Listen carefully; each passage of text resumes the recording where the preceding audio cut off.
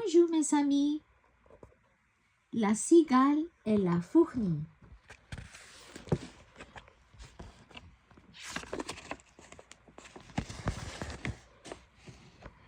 Il était une fois une cigale paresseuse nommée Cri-Cri, dès que le printemps pointait les bouts de son nez. Elle passait ses journées à se prélasser dans l'herbe douce et à jouer des airs mélodieux.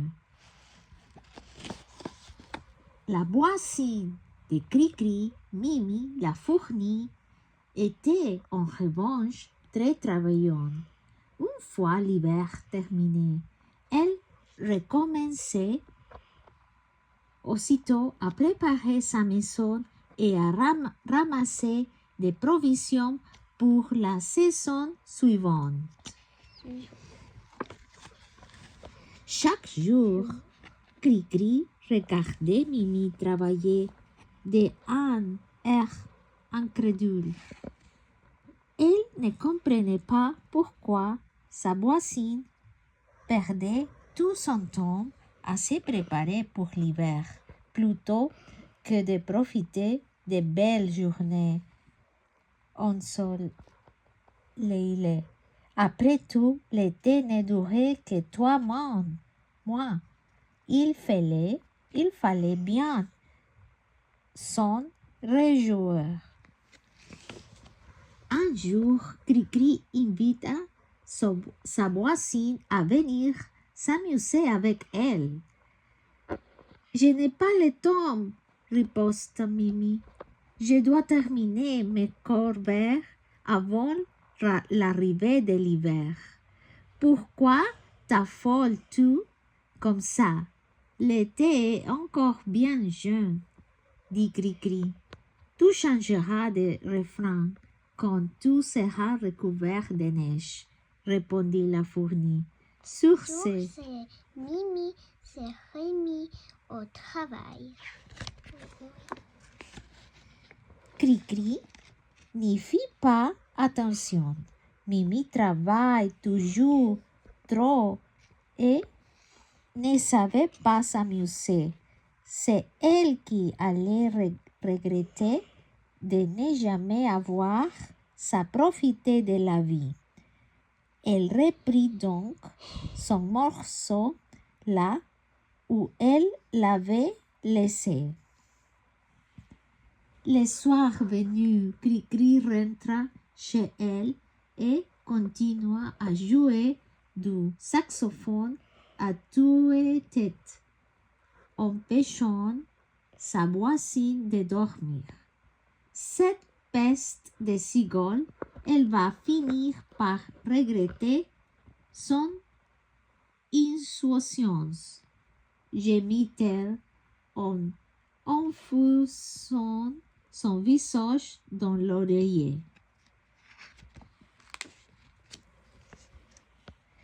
Les jours passent, l'été tirait à sa fin et la cigale n'avait pas encore dégolé les moindres provisions. Un matin, elle décida donc de commencer à se faire des réserves. Elle rencontra Mimi en chemin qui empilait des vivres de sa brouette. Celle-ci avait les traits tirés. Ça alors, Mimi, lui lança Cri-Cri, tu sembles fatiguée. Je crois que tu devrais passer moins de temps à travailler. Tu parles. Si j'ai l'air fatiguée, c'est à cause de ma cigale de voisine qui me casse les oreilles avec son saxophone chaque nuit, riposta Mimi. Puis elle poursuivit sa route sans se retourner. Cri-Cri haussa les épaules et alla cueillir des feuilles. Son estomac se mit soudainement à gargouiller. Elle regarda sa récolte en salivant. Voilà de quoi me régaler, se dit-elle. Au pire, je reviendrai faire des provisions demain. Puis elle engloutit le tout avec appétit. Le lendemain matin, le soleil brillait si fort que Cri-Cri décida de jouer du saxophone plutôt que de partir à la recherche de feuilles. Mimi passa soudain par là et lança un regard réprobateur à sa voisine, mais cette dernière était si absorbée par sa musique qu'elle ne se rendit même pas compte de la présence de la fournie. Les journées commenceront de plus en plus à se rafraîchir. Et Cri-Cri n'avait toujours pas récolté une seule provision. Les arbres étaient presque tous dégarnis de feuilles. L'hiver n'allait pas tarder d'arriver. Mimi, qui avait terminé ses préparatifs pour l'hiver, regarda sa voisine par la fenêtre de sa chaumière. Comme elle est bête, pensa-t-elle, qu'elle ne compte pas sur moi pour lui venir en aide cet hiver. Puis un matin, la cigale se réveille ensevelie sous une épaisse couche de neige. Elle se leva en grelottant. « Oh non, j'ai tant joué que je n'ai pas vu le temps passer, pense Cri-Cri. Voilà l'hiver qui est là, et je n'ai rien à me mettre sous la dent. » La cigale se mit à marcher péniblement dans la neige profonde. Il ventait si fort qu'elle avait du mal à avancer. Elle aperçut soudain une feuille pendre sur la branche d'un arbre. « J'ai si faim !» se plaignit-elle. Au moment où elle s'apprêta à saisir la feuille, celle-ci partit au vent. Désespérée, Cri-Cri continua à marcher afin de se trouver un abri. Elle arriva soudain devant la chaumière de la fournie.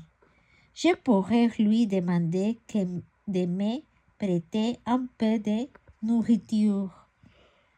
Jusqu'au printemps, se dit la cigale. Je suis certain qu'elle acceptera. » Cri-Cri regarda par la fenêtre et aperçut Mimi qui dégustait un bon repas avec sa famille. La table était recouverte d'un festin à rendre jaloux. Il y avait de la nourriture à perte de vue. La cigale frappa à la porte. Elle était prête à tout en échange d'un petit morceau de feuille, mais elle avait si froid qu'elle s'effondra sur le sol et s'évanouit.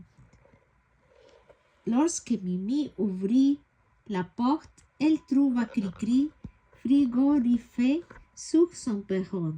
Elle eut un moment d'hésitation. Elle a ce qu'elle mérite, pensa la fournie, mais je ne peux quand même pas la laisser mourir de froid. Avec l'aide de sa famille, Mimi transporta donc Cri-Cri jusqu'au foyer. Bientôt Cri-Cri reprit ses esprits. Les fournis lui apportèrent un bol de soupe chaude pour la remettre sur pied. « Je t'en prie, Mimi, l'implora la cigale. Ne me mets pas à la porte. Tu avais raison et j'avais tort.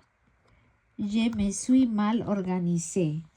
Mimi s'approcha de Cri-Cri en affichant un air sérieux. Seuls les insectes qui ont travaillé fort méritent de rester, dit-elle. Cri-Cri baissa les yeux, puis la fournie ajouta. Tu as joué du saxophone tout l'été, alors pourquoi ne passerais-tu pas l'hiver à nous divertir? Ce sera ta contribution. Un sourire illumina le visage de Cri-Cri. Elle remercia sa voisine avant de se mettre à chanter et à danser. Puis Mimi et sa famille se joignirent à elle. Cri-Cri était reconnaissante envers sa voisine qui avait accepté de l'aider malgré sa paresse et son manque d'organisation. Elle passe l'hiver à distraire les fournis dans leur chaumière. Le printemps venu, Cri-Cri accompagne Mimi dans les prés. Elle se fabriqua une brouette et se mit à récolter des provisions pour l'hiver suivant. Elle avait compris l'importance d'être prévoyante. Après tout, rien ne l'empêchait de s'amuser tout en travaillant. Quand à Mimi l'hiver passé avec Cri-Cri lui avait démontré à quel point il était important de savoir s'amuser, elle n'avait pas de laisser le travail pour autant. Loin de là, mais de temps à autre, entre deux récoltés, elle s'arrêtait quelques minutes pour chanter et danser avec Cri-Cri. Cri-cri. Cri-Cri, yeah. La fin. À bientôt.